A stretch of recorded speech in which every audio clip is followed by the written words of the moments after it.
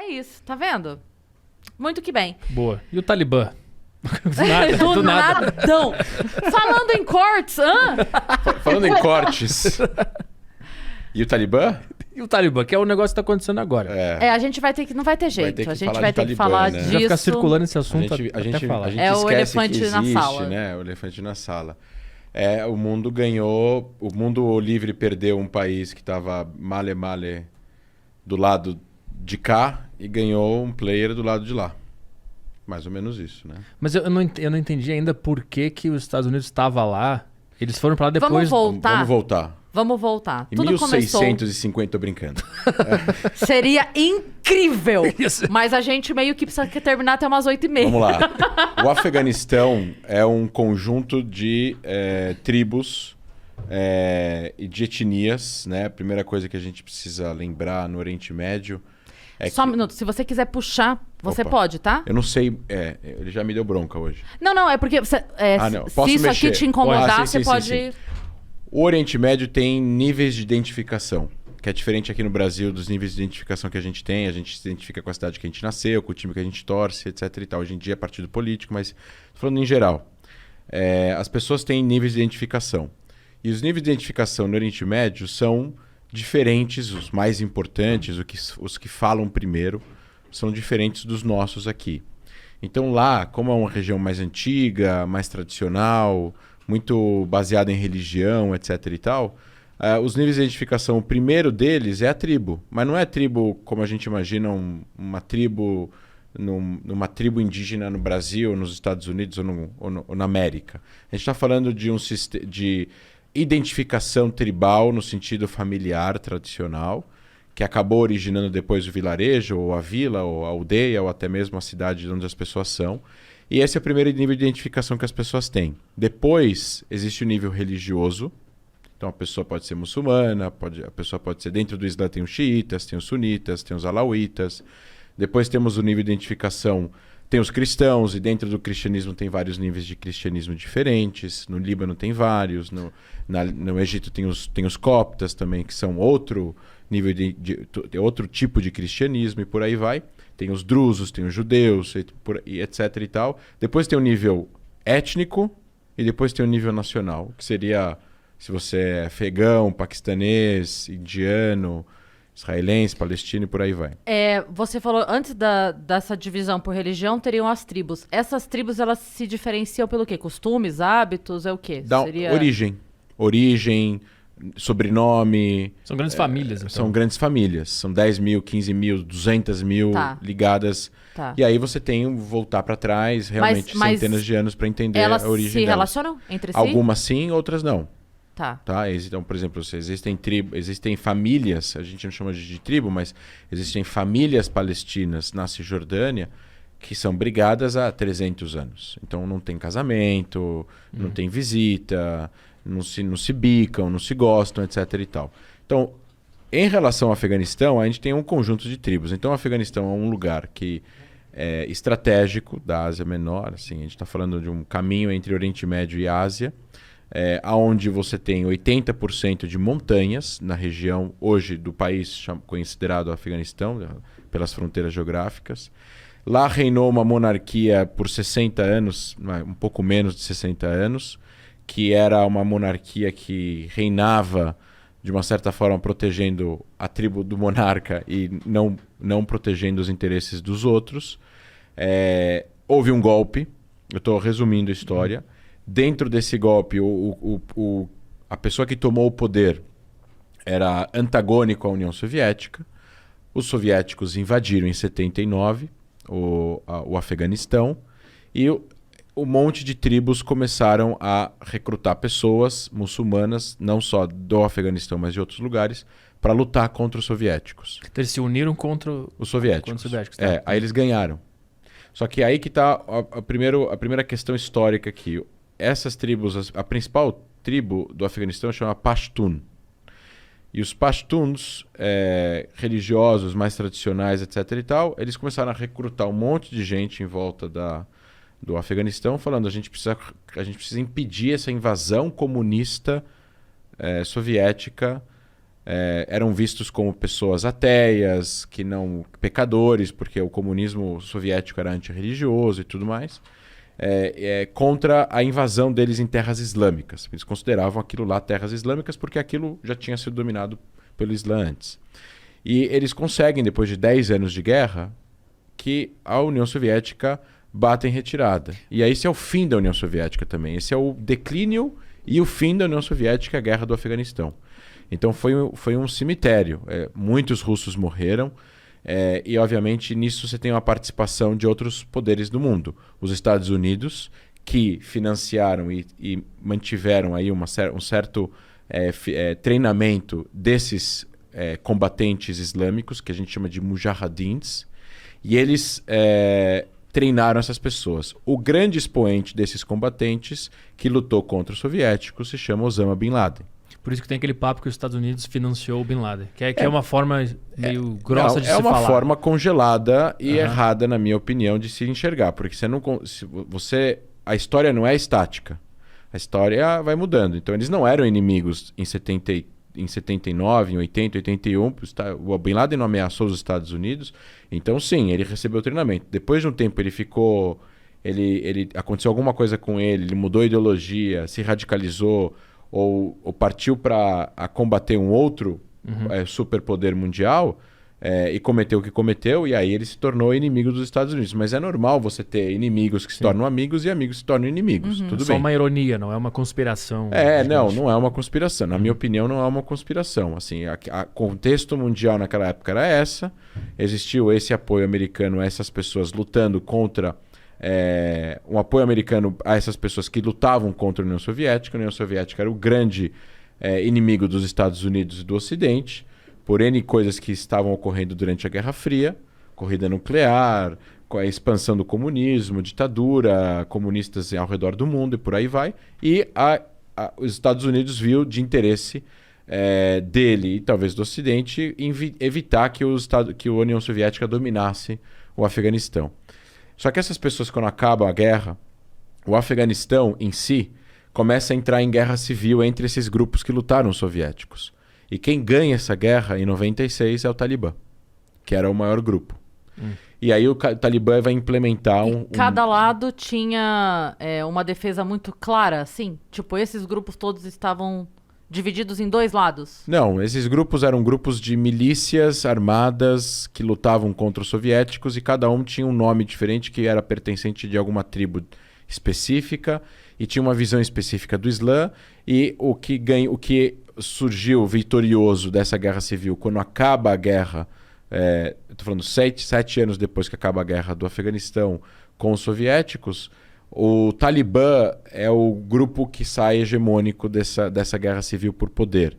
E ele implementa aí o que eles chamavam de Emirados Islâmicos do Afeganistão e comandaram o país durante esses 5 anos, de 96 a 2001.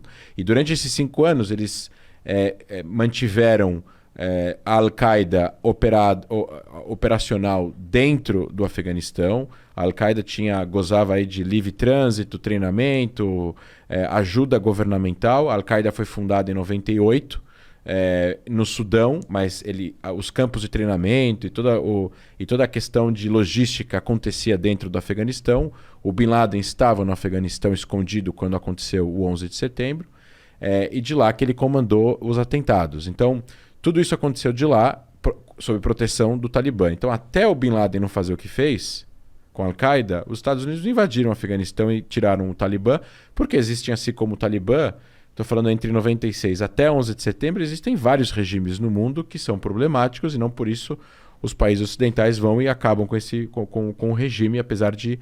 Por si só, né? Não por si só. Agora, o regime protegeu um grupo que cometeu um atentado terrorista que matou 3 mil pessoas em um dia só nos Estados Unidos e pela Constituição americana, um ataque em solo americano é uma declaração de guerra e aí gera uma série de protocolos que o presidente até não tem nem como evitar não responder militarmente, né? Ele é obrigado a, né? Ele pode não, mas provavelmente ele poderia ser sofrer um impeachment por isso, né? Se ele não respondesse.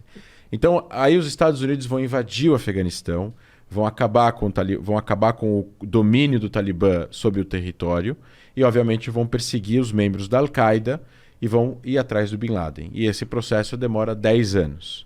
Então, 2001 a 2011. Em 2011 termina aí essa história com a morte de Bin Laden no Paquistão, que estava escondido no Paquistão, do lado de uma base militar paquistanesa. Tem até aí toda a teoria de conspiração de que o Paquistão ele joga a todos os lados, ele conversa com os Estados Unidos, conversa com o Al-Qaeda, conversa com o Talibã, protege o pessoal do Talibã, ajuda aqui, conversa com a CIA. Então você não sabe muito bem que lado o Paquistão está nessa história.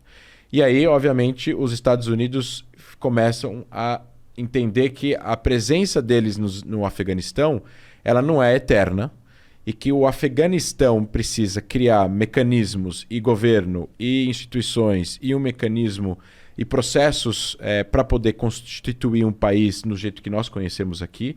Então, assim, os países naquela região são países muito patronais, feudais, existem poucas instituições, as pessoas que trabalham nas instituições são pessoas muito arcaicas, você não tem grandes participações políticas, não tem nenhuma cultura democrática, não tem um judiciário independente, não tem livre imprensa. Mas eles tentaram trazer algum tipo de players para a mesa, os Estados Unidos, para fazer com que existisse um governo afegão comandado por afegãos. E foi isso que aconteceu. Houve eleições, uma pessoa foi eleita, existia um parlamento, existia uma bolsa de valores que negociava alguma coisa que o Afeganistão produz, seja minério, etc. e tal. E esse governo precisava constituir uma força militar para poder proteger a soberania do país, uma vez que os Estados Unidos um dia iriam começar a retirar essas tropas gradualmente do Afeganistão até um dia que eles fossem embora. E no meio desse caminho existe uma decisão política americana.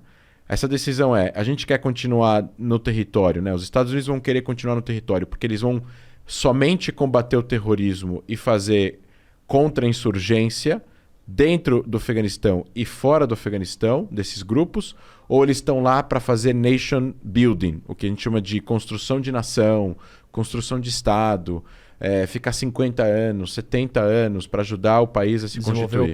Desenvolver o país.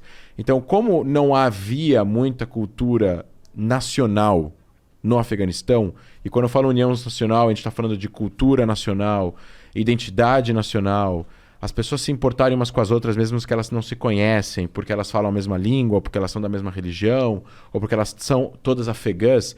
Essa identificação com a bandeira, que é o que nós sentimos quando o Brasil joga a Copa do Mundo contra a Argentina, que é essa coisa forte, eles têm menos. Talvez eles tenham, quando joga o Afeganistão, eventualmente jogando a Copa do Mundo. Mas isso é uma coisa muito escassa. Eles identificam mais com a tribo.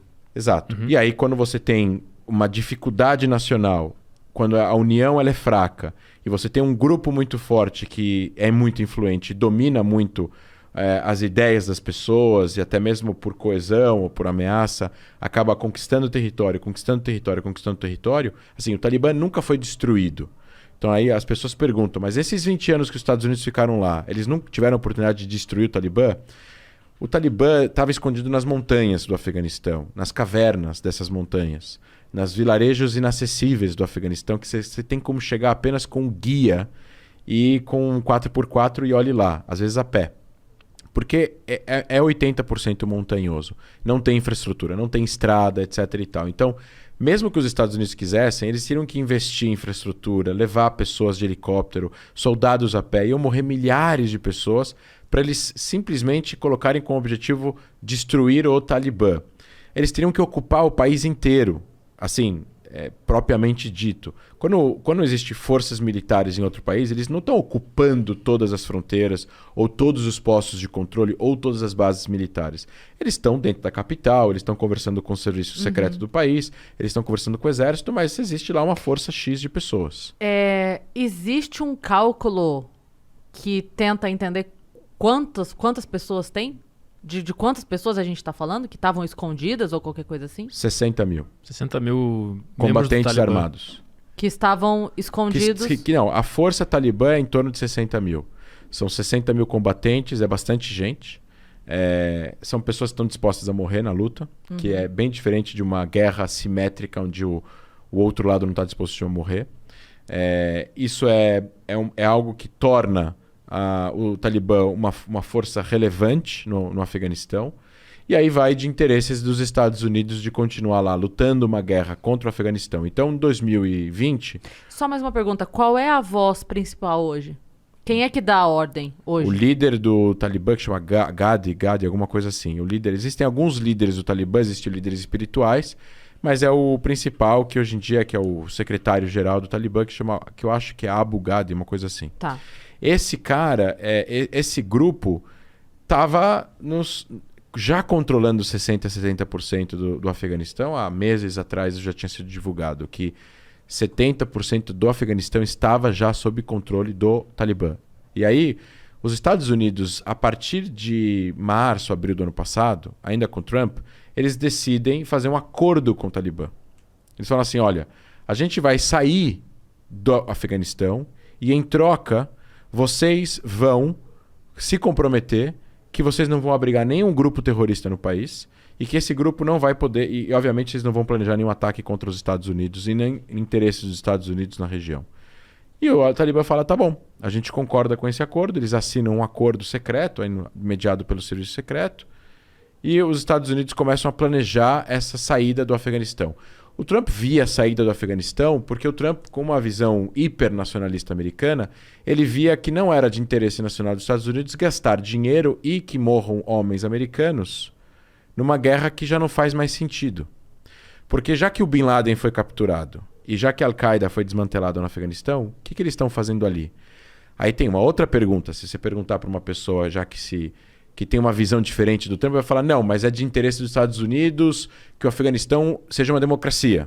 É de interesse dos Estados Unidos que o direito humanitário internacional seja respeitado no Afeganistão.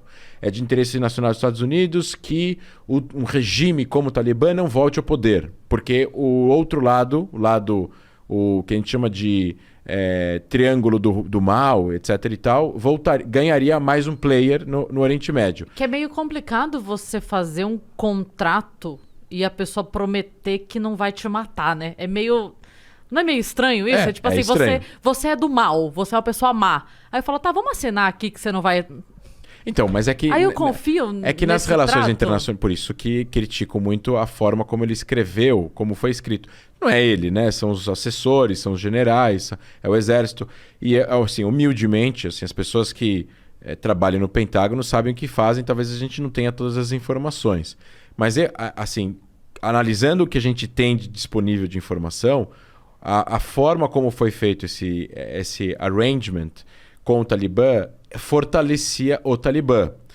Ele cumpria os interesses nacionais dos Estados Unidos, mas ele fortalecia o Talibã. Então isso é uma incoerência, né? Porque é um conflito de equilíbrio.